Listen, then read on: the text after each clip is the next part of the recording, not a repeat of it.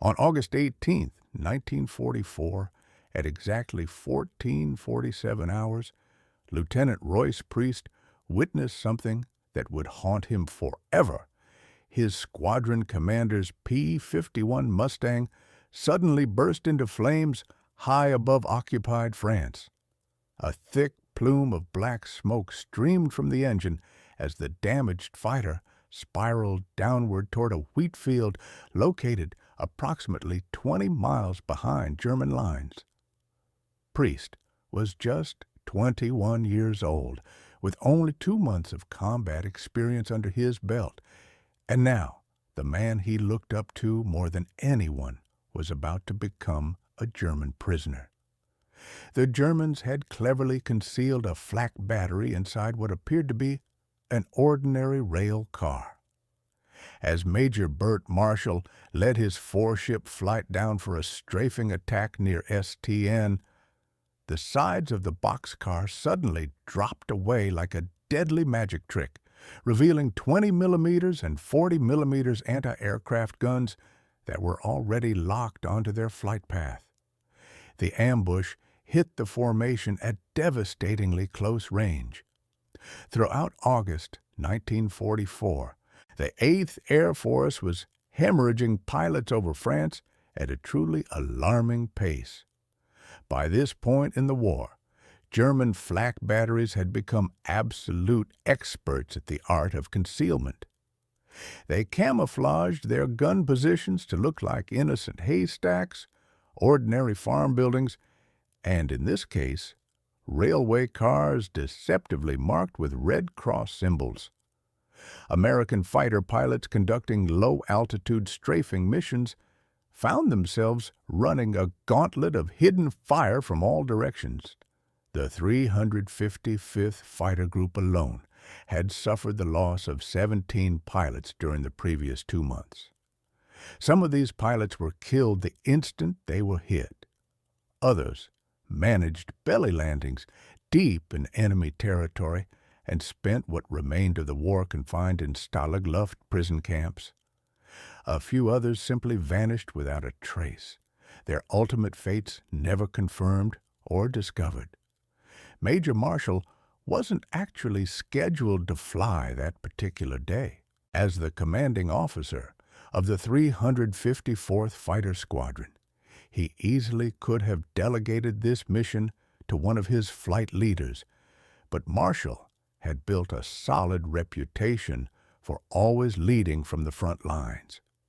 He had joined the squadron in early June with a mere 3 hours of P-51 flight time after making the transition from flying the P-40. His second combat mission turned out to be D-Day itself. On that historic June 6th, he had successfully shot down a German Ju-87 Stuka dive bomber over the Normandy beaches. Just 2 weeks after that, he destroyed 2 Bf-109 fighters. By the time the early August rolled around, he had racked up 5 confirmed kills, which made him an ace faster than anyone else in the entire history of the 355th Fighter Group. His bold and aggressive flying style earned him rapid promotions that seemed almost impossibly fast. He went from pilot to flight leader in just a matter of days. From flight leader to operations officer took him only 2 weeks. From operations officer to squadron commander happened in under 2 months. Now that very same aggressive style had landed him in a burning cockpit somewhere over enemy territory. Lieutenant Priest had actually known of Bert Marshall long before the war ever started. Marshall had been a 3-time All-State quarterback during his Texas high school football career and earned honorable mention All-American honors at Vanderbilt University. When Priest discovered they had been assigned to the same squadron, he considered it the luckiest break of his entire military career. He had carefully studied Marshall's tactics, meticulously copied his maneuvers, and tried his best to absorb every piece of knowledge the older pilot was willing to teach him. Priest watched in horror as Marshall's Mustang trailed fire behind it during its descent. The P-51's powerful Merlin engine had taken a direct hit somewhere below the exhaust stack. A second round had punctured the radiator scoop, and coolant was now hemorrhaging out into the slipstream behind the aircraft. The plane had maybe just a few minutes of flight time remaining, possibly even less than that. The standard operating procedure was perfectly clear. Whenever a pilot went down behind enemy lines, his wingmen were supposed to carefully note the location, radio the exact coordinates, to search and rescue, and then return to their base. Attempting any kind of pickup wasn't just discouraged by command. It was widely considered absolutely impossible. The P-51 Mustang was designed as a single-seat fighter aircraft. There simply was no room whatsoever for passengers. There was no established protocol for landing in enemy wheat fields. There was absolutely no training for what Lieutenant Priest was about to attempt. If you're curious to see how Priest's seemingly impossible decision actually turned out, please go ahead and hit that like button. It really helps us share these forgotten stories of heroism with more people who need to hear them. Subscribe if you haven't done so already. Now, back to Priest's story. Marshall's burning Mustang disappeared below the tree line in a flash. Priest pushed his control stick forward and began his own descent toward that same wheat field. His radio suddenly crackled to life with a direct order from Marshall. The squadron commander was firmly telling him to abort this insane mission. Priest's hand moved instinctively toward the radio switch. He could easily acknowledge the order and turn his plane back toward England. He could follow proper procedure and simply let the Germans capture Marshall. His hand suddenly stopped mid-motion. The truth was, he had already made his choice. The P-51 Mustang was never engineered with wheat field landings in mind. Its liquid-cooled Packard Merlin engine sat positioned low in the fuselage with the radiator scoop extending down beneath the belly. Any obstruction taller than about 18 inches could easily rupture the entire coolant system and completely destroy the engine. The retractable landing gear was built specifically for smooth paved runways, not for soft French farmland. Even a single rut or one hidden rock could collapse a landing strut and flip the entire aircraft onto its back. Priest ignored every single one of these terrifying risks. He dropped his flaps down to 40 degrees, cut his airspeed back to 90 miles per hour, and carefully lined up on the longest stretch of golden wheat that he could possibly find. The Mustang's nose completely blocked his forward view during the entire descent. He had to judge his approach by looking out the side of his canopy, estimating his height above the grain by watching the blur of stalks rushing past his wingtip. The wheels made contact with the ground hard. The aircraft bounced once, then twice, before finally settling into the soft earth beneath. Wheat stalks whipped violently against the fuselage as Priest stood firmly on the brakes with all his strength. The Mustang gradually slowed, shuddered throughout its entire frame, and finally came to a complete stop about 300 yards from the tree line where Marshall's burning aircraft had vanished. Priest immediately swung the fighter around to face back in the direction from which he had come. If circumstances forced him to take off in a hurry, he couldn't afford to waste precious time turning the aircraft around. The wheat field stretched roughly 800 yards in the direction that the wind was blowing. It would simply have to be enough distance. Above him, the two remaining pilots from his flight circled at about 1,500 feet. They had watched his landing with complete and utter disbelief. Now they were scanning the roads and hedgerows below for any sign of a German response. The answer came within just a few seconds.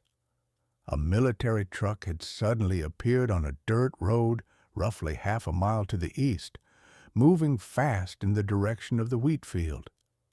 The canvas cover stretched over the truck bed meant infantry soldiers inside. Priest quickly estimated 20 to 30 soldiers based on the vehicle's overall size. The two Mustangs circling overhead rolled into their attack runs without a moment's hesitation. Their 6.50 caliber machine guns could each fire an incredible 14 rounds per second. The lead pilot opened fire at 400 yards, walking his tracer steadily across the road and directly into the truck's engine compartment. The vehicle swerved violently, caught fire almost immediately, and rolled hard into a ditch. The second Mustang strafed the burning wreckage to absolutely ensure no survivors would be able to reach the field, but the circling pilot suddenly spotted additional movement below. A second truck was now approaching rapidly from the north. A motorcycle equipped with a sidecar had appeared on a farm track to the south. German patrols were clearly converging on the crash site from multiple different directions. The clock was definitely running against them now. Priest stood up in his cockpit and desperately searched the tree line for any sign of Marshall. Smoke continued to rise from the woods where the squadron commander had gone down. Marshall would have already destroyed his aircraft by this point. Every pilot carried thermite grenades specifically designed to incinerate crashed fighters and prevent their advanced technology from falling into enemy hands.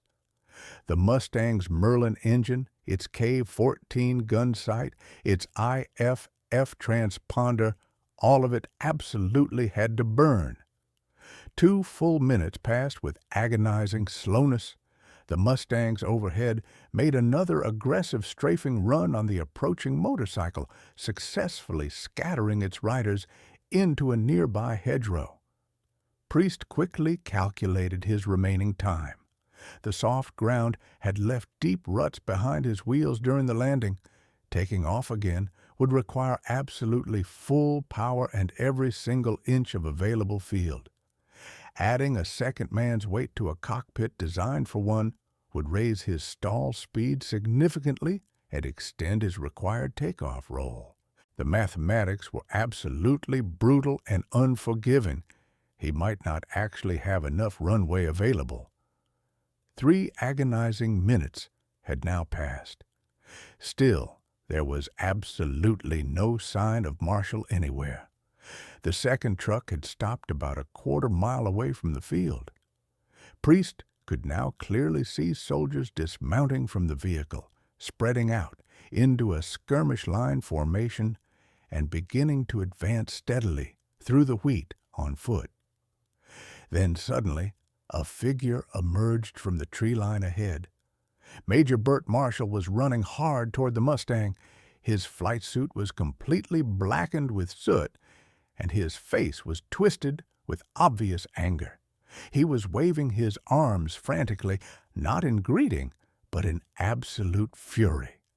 He was clearly ordering Priest to leave immediately without him. Priest did the only thing he could possibly think of.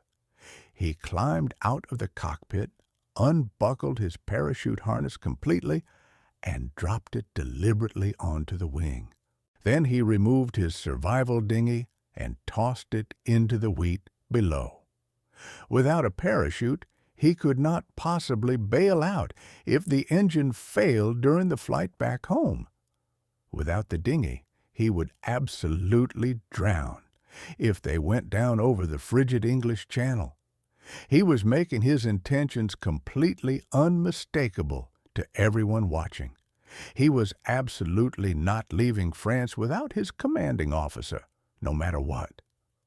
Marshall stopped running abruptly, He stood there about 50 yards from the aircraft, just staring at the discarded equipment lying on the wing. The German soldiers were now clearly visible above the wheat stalks, their distinctive helmets bobbing up and down as they pushed aggressively through the stalks. The Mustangs, circling overhead, had already exhausted most of their ammunition on the trucks. They could make perhaps one more strafing pass, maybe two at the most, before their guns ran completely dry. Marshall suddenly sprinted the final distance to the waiting aircraft. The cockpit of a P-51 Mustang measured exactly 38 inches wide and 42 inches from the seat up to the canopy rail. This space was specifically designed for one single pilot wearing a parachute, a survival vest, and a seat-pack dinghy. It was absolutely not designed to accommodate two full-grown men in any way. Marshall stood 5 feet 11 inches tall and weighed approximately 170 pounds. Priest was slightly smaller in stature, but he still filled the standard flight gear dimensions. Together, they would somehow occupy a space specifically designed for a single human being. Marshall climbed onto the wing first, without hesitation.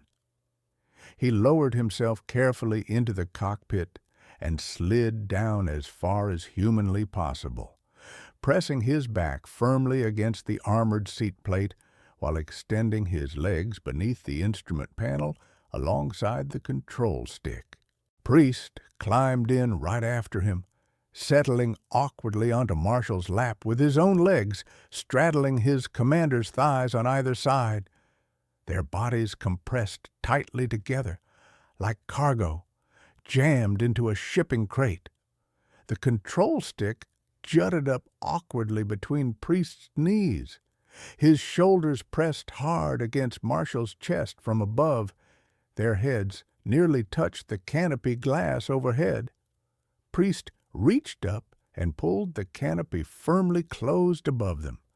It latched into place with less than an inch of clearance remaining above his flight helmet. The two men could barely manage to breathe in the incredibly confined space. The August heat trapped inside the greenhouse-like canopy was absolutely suffocating. Sweat immediately began soaking through both of their flight suits. The instrument panel was partially blocked by Priest's knees in front of him, but he could still see the essential gauges he needed: fuel pressure, oil temperature, and manifold pressure. He pushed the throttle steadily forward and felt the Merlin engine surge powerfully to full power. An incredible 1,200 horsepower roared through the entire airframe. The propeller clawed desperately at the air ahead, pulling the dangerously overloaded Mustang forward through the wheat. The aircraft accelerated far too slowly, way too slowly for comfort.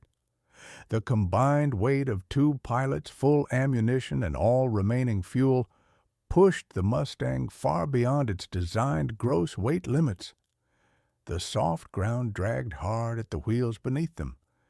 Wheat stalks battered the radiator scoop repeatedly beneath the fuselage. Priest watched his airspeed indicator climb gradually higher. 60 miles per hour, then 70, then 80. The tree line at the far end of the field rushed toward them at an alarming rate. A P-51 Mustang normally lifted off at approximately 100 miles per hour. With all the additional weight aboard, Priest estimated he would need at least 115 miles per hour. His airspeed indicator currently showed only 95. As the trees completely filled his windscreen ahead, he pulled firmly back on the stick and felt the wheels finally leave the ground beneath them. The aircraft staggered uncertainly into the air, barely climbing at all, while the stall warning horn screamed loudly in his ears. The treetops passed beneath them by what felt like mere inches. Branches actually scraped against the belly of the aircraft with sickening sounds.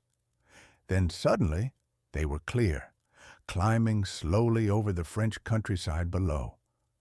Two men crammed impossibly into a single-seat fighter, alive against absolutely every reasonable expectation. Behind them on the ground, German soldiers emerged from the wheat field and watched helplessly as the Mustang disappeared toward the west. Their quarry had somehow escaped, but Priest and Marshall were still 200 miles away from the safety of England. The aircraft remained dangerously overweight for flight. The engine was steadily overheating from the extreme strain placed upon it, and somewhere ahead of them, German fighters were actively hunting for stragglers like them. The two remaining Mustangs from the flight formed up protectively on either side of Priest's aircraft as they slowly climbed toward 8,000 feet. Their role had shifted completely from offensive combat to defensive escort. With their ammunition now nearly depleted, they realistically could not engage any enemy fighters they encountered, but they could definitely watch for approaching threats and guide the overloaded aircraft safely home. Priest leveled off at altitude and reduced power back to cruise settings. The engine temperature gauge had been climbing steadily upward since takeoff, and he desperately needed to cool the Merlin before it seized completely. The radiator scoop located beneath the fuselage had ingested wheat stalks and debris during the ground roll for takeoff. Airflow through the critical cooling system was now partially blocked. The needle crept relentlessly toward the red line with every passing minute. The flight path back to England crossed 180 miles of occupied French territory before finally reaching the Channel coast. German flak batteries dotted the entire route they would have to fly.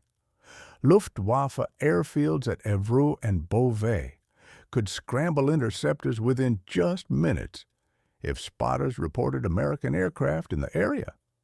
Priest kept his altitude low enough to avoid radar detection from the ground, but high enough to glide to a safe landing if the engine suddenly failed. Inside the cramped cockpit, the heat was rapidly becoming unbearable for both men. The canopy acted exactly like a greenhouse, efficiently trapping the intense August sun above them. Both men were now completely drenched in sweat. Marshall's position wedged beneath Priest meant he absorbed the full weight of his rescuer, pressing down heavily on his legs. Circulation was cut off within just minutes of flight. His feet went numb first, followed by his calves, and then his thighs in succession. He could not shift his position even a single inch in any direction. The confined space locked them both rigidly in place like prisoners trapped in a medieval torture device. Priest focused all his attention on flying the aircraft. The control stick moved awkwardly between his knees with severely limited range of motion. His elbows were pinned tightly against his ribs by the narrow cockpit walls on both sides. Every single input required extremely careful precision. Any sudden movement could jam the stick against Marshall's legs beneath him and send the aircraft into an uncontrolled roll. The escort pilots watched the engine cowling of Priest's Mustang with steadily growing concern. Coolant was now beginning to stream visibly from the radiator, leaving a distinctive white trail in the slipstream behind the aircraft. The Merlin engine was literally slowly cooking itself from the inside. They estimated perhaps 15 to 20 minutes maximum before catastrophic failure if the temperature continued rising at this rate. Priest spotted the problem clearly on his gauges in front of him. He had exactly two options available to him. He could reduce power even further and extend his flight time somewhat, but risk not reaching the channel before nightfall arrived. Or he could maintain his current speed and simply hope the engine held together just long enough to reach friendly territory. He chose speed without hesitation. Better to crash in the channel, where rescue boats regularly patrolled, than to go down over occupied France, where German patrols would definitely be waiting for them. The French coastline finally appeared after 47 agonizing minutes of flight. The distinctive white cliffs of the Cotentin Peninsula passed beneath them steadily. This area was still held by Allied forces following the successful Normandy breakout. Priest allowed himself just one brief moment of relief. They had successfully cleared occupied enemy territory. If the engine quit on them now, they would at least land among friends and allies. The English Channel stretched ahead of them, 21 miles of cold gray water between France and England. Priest had discarded his dinghy back in the wheat field. Marshall had abandoned his, along with his burning aircraft. If they went down in the water now, neither man would survive more than a few minutes in the frigid current below. The engine temperature gauge touched the red line exactly as they crossed the halfway point over the channel. Priest watched the needle quiver right at the upper limit, waiting tensely for the sudden silence that would mean the Merlin had finally surrendered completely. The coastline of England appeared through the haze ahead of them. White cliffs, green fields, and the distinctive outline of the Isle of Wight to the east became visible. The Mustang crossed the English coast with its engine miraculously still running somehow. Priest began his careful descent toward Steeple Morden, which was the 355th Fighter Group's home base in Cambridgeshire.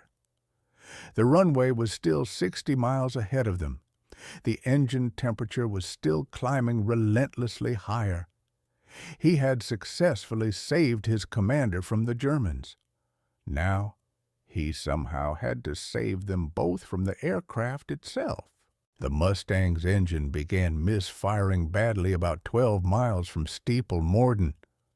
The steady roar of the Merlin suddenly fractured into an irregular stutter as overheated cylinders started failing one by one. Priest enriched the fuel mixture desperately and prayed the engine would somehow hold together for just another 5 minutes. The airfield appeared through the summer haze ahead. 2 concrete runways formed a distinctive X pattern across the Cambridge farmland below. Fire trucks and ambulances were already positioning themselves along the main strip. The tower had received radio reports from the escort pilots about the situation. Everyone at Steeple Morden now knew that an impossible aircraft was currently inbound to their field. Priest entered the landing pattern at 140 miles per hour, far faster than would normally be safe. The dangerously overweight Mustang needed that extra speed just to maintain lift. He dropped his landing gear and felt the reassuring thunk of the wheels locking securely into place. Flaps came down gradually in stages to 40 degrees.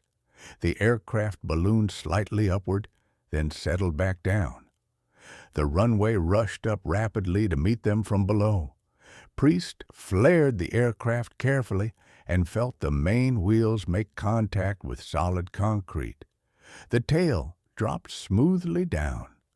The Mustang rolled steadily down the center line, decelerating smoothly while the engine coughed and sputtered violently, but still kept turning somehow.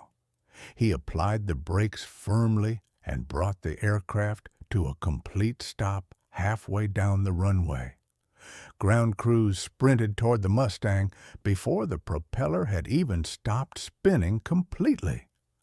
They expected to find a wounded pilot inside, perhaps even a dying man who had somehow nursed his crippled aircraft home against all odds.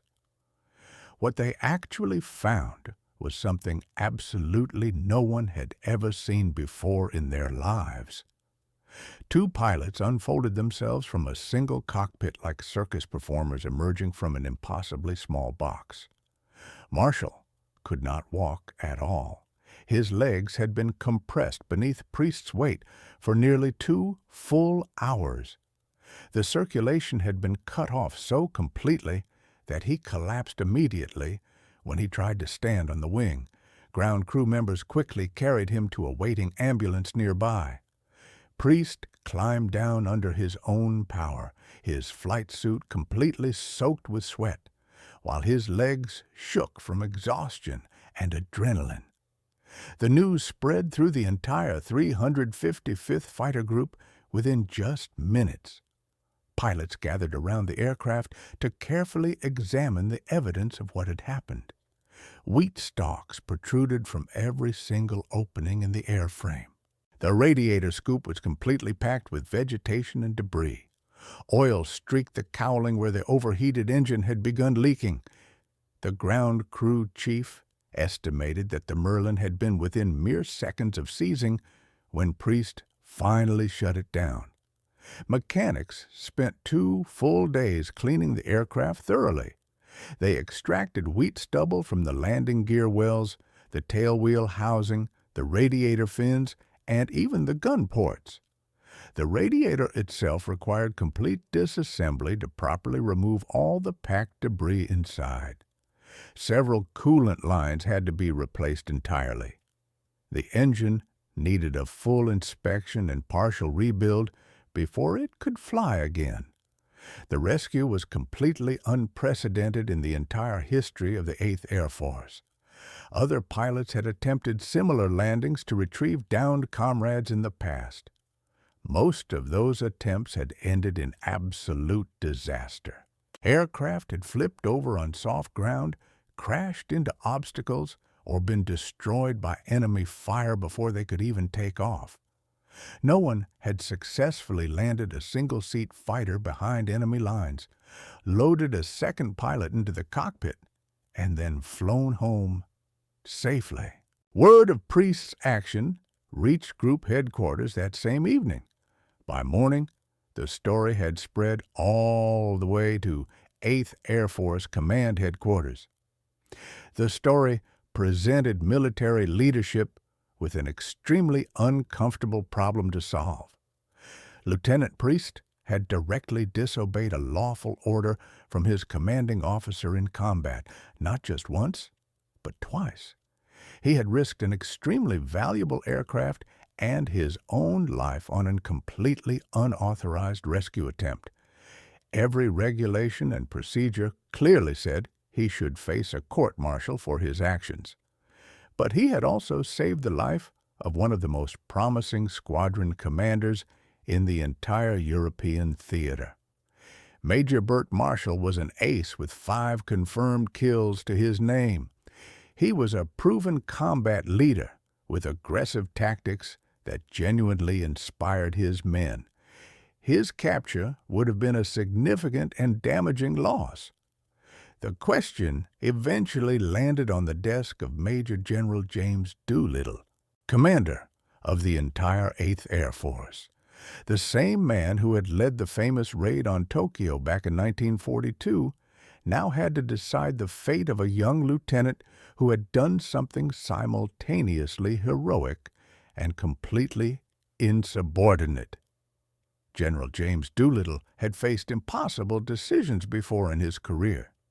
In April 1942, he had launched 16 B-25 bombers from the deck of an aircraft carrier, knowing full well that none of them could possibly return safely. Every single plane had crash-landed or been abandoned when their fuel ran out. 8 crewmen were captured by the Japanese forces. 3 of them were executed. Doolittle himself had actually expected a court-martial for losing all 16 aircraft. Instead, he received the Medal of Honor. Now, he confronted what was essentially a mirror image of that exact situation. A young pilot had risked absolutely everything on an unauthorized mission, and succeeded. The parallel was uncomfortably close. Doolittle requested the full after-action reports from the 355th Fighter Group. He reviewed the radio transcripts carefully, the witness statements from the escort pilots, and the maintenance logs documenting the exact condition of Priest's aircraft. The evidence was absolutely unambiguous and clear. Lieutenant Priest had received a direct order from Major Marshall to abort the rescue attempt. He had acknowledged the order clearly. Then he had deliberately ignored it and landed anyway. When Marshall repeated the order again on the ground, Priest had ignored it yet again. The Uniform Code of Military Justice was perfectly clear on this matter. Disobeying a lawful order during combat was absolutely a court-martial offense. The punishment could potentially range from reduction in rank to imprisonment. In the most extreme cases, it could even mean execution. The regulations existed for very good reasons. Military operations depended entirely on the chain of command functioning properly. If every pilot made independent decisions based purely on personal judgment, coordinated action would become completely impossible. But Doolittle also understood something that the regulations simply could not capture. The 8th Air Force was losing pilots faster than replacements could possibly be trained. Every experienced aviator who survived another mission significantly increased the odds for all the men around him. Marshall was not just any ordinary pilot. He was a squadron commander, an ace, and a tactical innovator whose aggressive style had influenced the entire fighter group positively. His capture would have seriously damaged morale across the entire command structure. There was another important consideration to weigh. The war was entering an absolutely critical phase.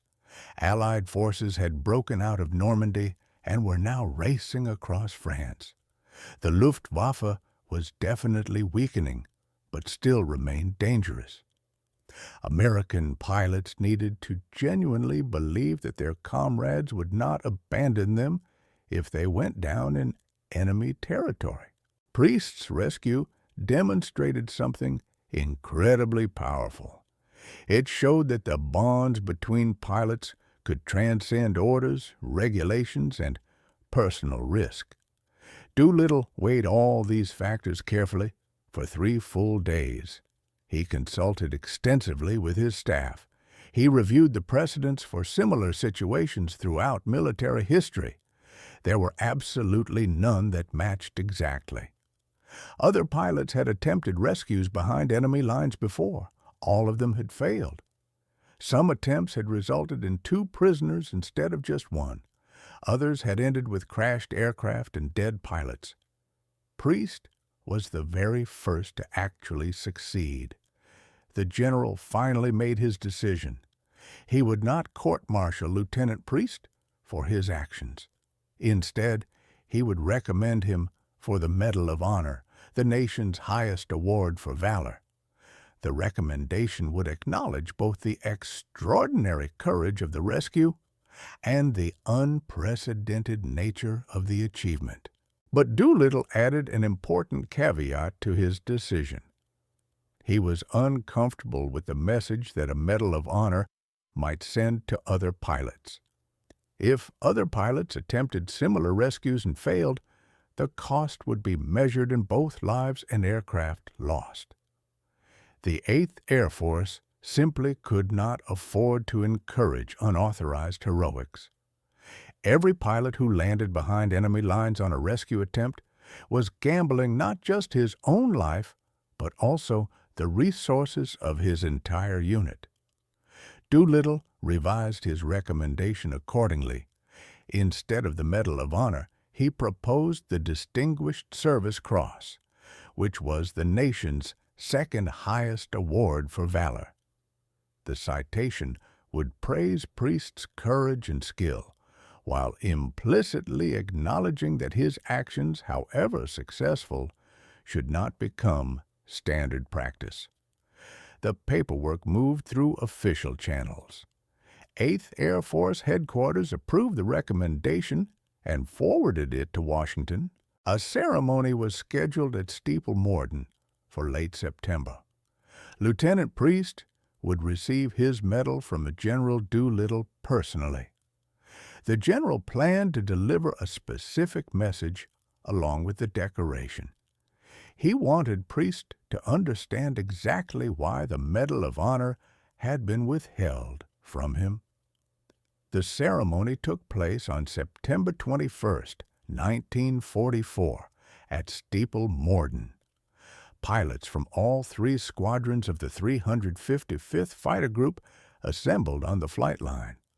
Ground crews paused their work to watch the proceedings. The group commander stood beside General Doolittle as Lieutenant Priest marched forward to receive the Distinguished Service Cross.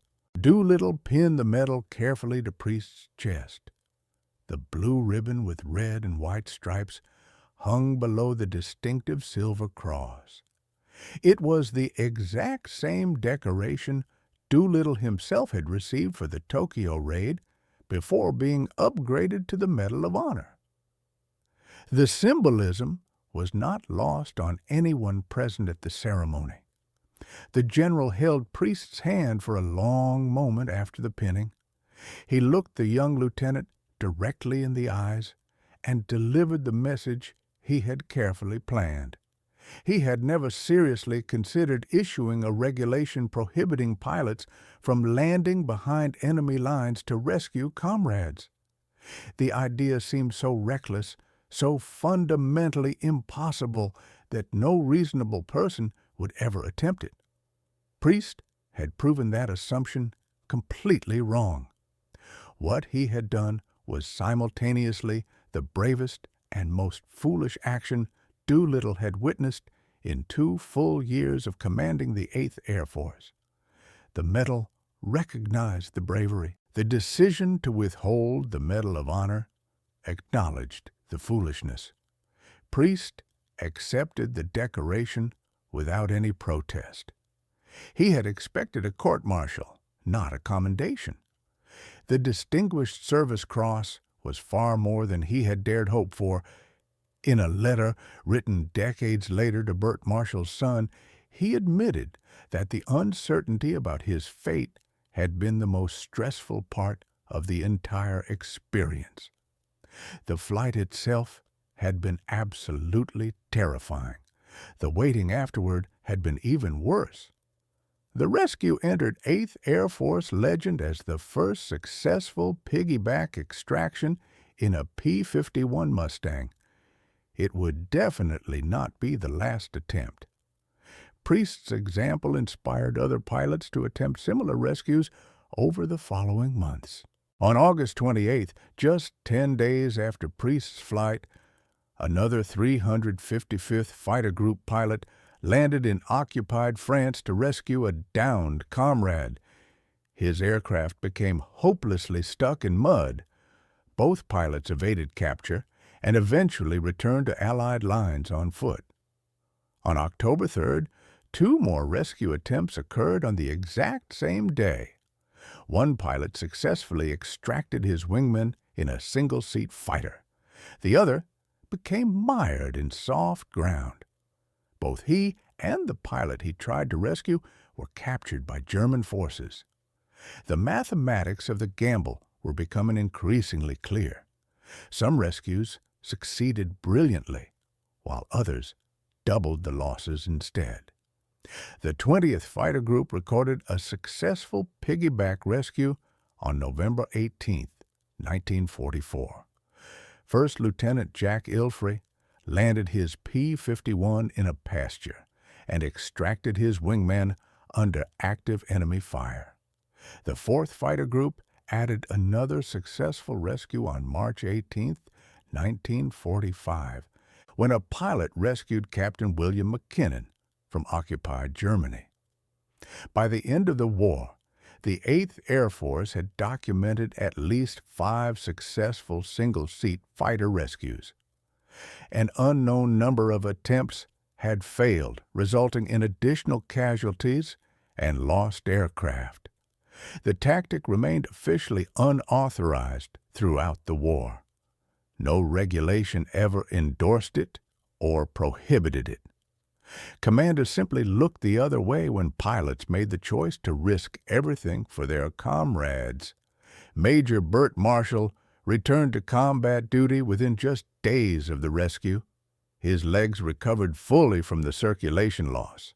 He continued leading the 354th Fighter Squadron through the fall of 1944, adding to his victory count and earning a Silver Star for his leadership.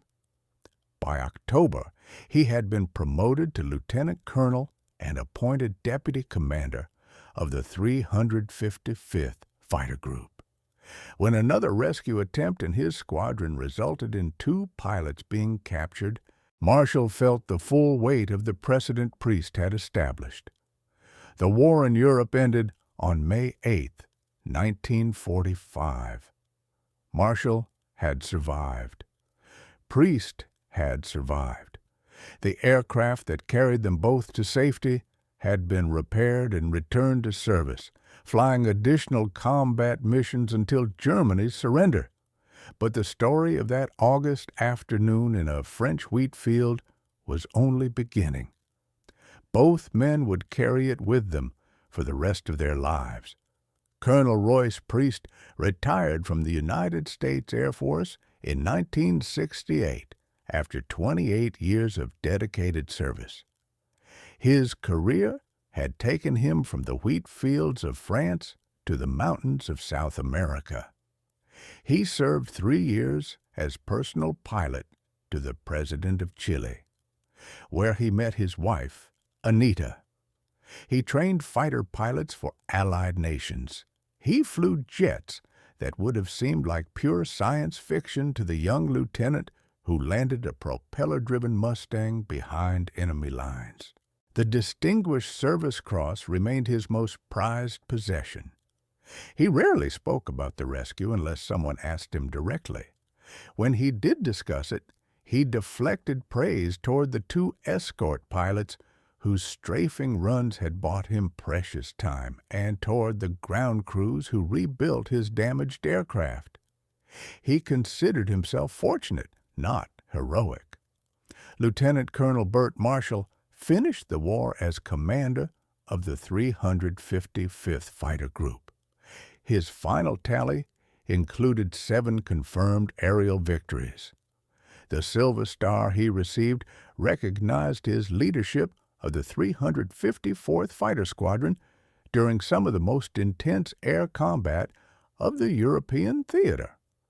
After the war, he continued his Air Force career, eventually commanding fighter wings in Japan during the occupation. His 3-time All-State quarterback record in Texas high school football was inducted into the Texas Sports Hall of Fame in 1971. The 2 men remained close friends for the rest of their lives. Their bond had been forged in a cockpit barely wide enough for one man, flying over enemy territory with a dying engine and no parachutes. That kind of experience doesn't fade with time. In December 2002, Colonel Priest wrote a detailed letter to Bill Marshall, Bert's son. The letter contained the most detailed account of the rescue ever recorded. Priest described the hidden flak battery, the burning Mustang, the desperate landing, and the agonizing flight home. He wrote about the fear he had felt waiting to learn whether he would face a court-martial. He wrote about the moment General Doolittle pinned the Distinguished Service Cross to his chest. Most importantly, he wrote about exactly why he had done it. Bert Marshall had been his hero long before the war ever started. The chance to serve in his squadron had felt like destiny. When Marshall's aircraft caught fire over France, Priest had not calculated the odds or weighed the regulations. He had simply refused to let his hero die in a German prison camp. Colonel Royce Priest passed away on May 18, 2004, in Riverside, California. He was 81 years old. His obituary identified him as one of the few remaining World War II fighter aces and recipient of the nation's second highest award for valor. It mentioned his service in Chile, his long Air Force career, and his devotion to his wife and family. It did not mention that he had once squeezed two men into a single-seat fighter and flown them home through enemy territory. Some stories are simply too extraordinary for obituaries. The P-51 Mustang that carried Priest and Marshall to safety was never preserved as a memorial. It served out the war, was likely sold as surplus, and disappeared into history like thousands of other warbirds.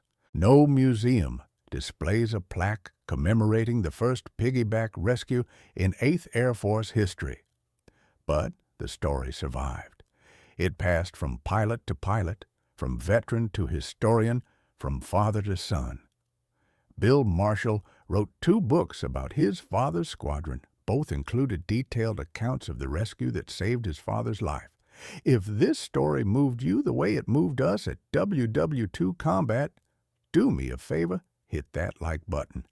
Every single like tells YouTube to show this story to more people who need to hear it. Hit subscribe and turn on notifications. We rescue forgotten stories from dusty archives every single day, stories about pilots who risked everything for their comrades. Real people, real heroism. Drop a comment right now and tell us where you're watching from. Are you watching from the United States, United Kingdom, Canada, Australia? Our community stretches across the entire world. You are not just a viewer. You are part of keeping these memories alive. Tell us your location. Tell us if someone in your family served. Just let us know you are here. Thank you for watching, and thank you for making sure Royce Priest and Bert Marshall do not disappear into silence. These men deserve to be remembered, and you are helping make that happen.